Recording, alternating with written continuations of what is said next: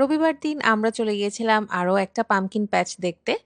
তো এই জায়গাটা আসলে আগেরটার মতো এত বেশি বড় না হলেও বেশ সুন্দর সাজিয়েছে। ছোট একটা জায়গার মধ্যে অনেক সুন্দর করে এই জায়গাটা বানানো।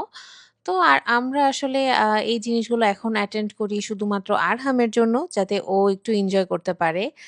আর যেহেতু কয়েকদিন পর আরো বেশি ঠান্ডা হয়ে যাবে তখন আসলে এই টাইপের অ্যাক্টিভিটি গুলো করা একটু টাফ হয়ে যায়। এখনই যেমন হচ্ছে এই যে আরহাম টুপি পরে থাকতে চায় না। ওকে টুপি পরানো বা রেডি করা এক প্রকারের যুদ্ধের মতো। বাট তাও আমরা এখানে অনেকক্ষণ ঘুরে ফিরে দেখলাম। আর সেদিন বেশ ঠান্ডাই ছিল। তবে আরহাম এই জিনিসগুলোকে দেখে হালকা একটু ভয় পাচ্ছিল। তো যখন ও ভয় পায় ঠিক সে সময় সে আ কোলে উঠে পড়ে। এরপর আবার সে নেমে যায়। তো এই যে এটা একটা পার্কের মধ্যে হয়েছে। তো আমরা আই থিংক ২০২৩ সালে আমরা এই পার্কটাতে একবার এসেছিলাম হাঁটার জন্য। এরপর আসলে এখানে তেমন একটা আসিনি। এটা লোকেশনটার জন্যই হবে। বাট এবার দেখলাম এখানে পাম্পকিন প্যাচ হচ্ছে। তো এজন্য আমরা সেখানে চলে গেলাম। আর এই যে এই মাকড়সাটা দেখি আবার নড়ে। তো দেখে বেশ ভালো লাগলো। আরহামকে কাছে নেওয়ার চেষ্টা করলাম। কিন্তু ও যাবে না। কারণ ও ভয় পাচ্ছিল।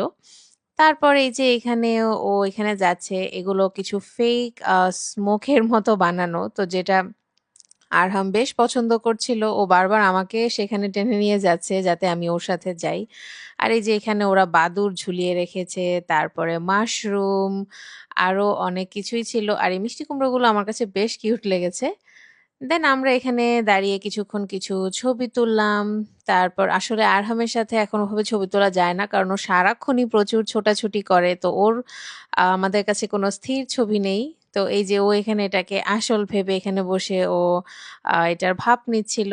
তারপর এই যে ও কিভাবে যেন ঘুরে ফিরে পার্কের মধ্যে যে বাচ্চাদের খেলার সেকশন থাকে এখানে চলেই আসে। দেন ওই হাঁসটার সাথে অনেকক্ষণ কথা বলল। ও হাঁস দেখতে খুবই পছন্দ করে। আম তারপর এই যে আমরা হাঁটাহাঁটি করলাম। এখানে ফ্লোটিং হাঁসটার সাথেও আরহাম কিছুক্ষণ বেশ কথা বলল।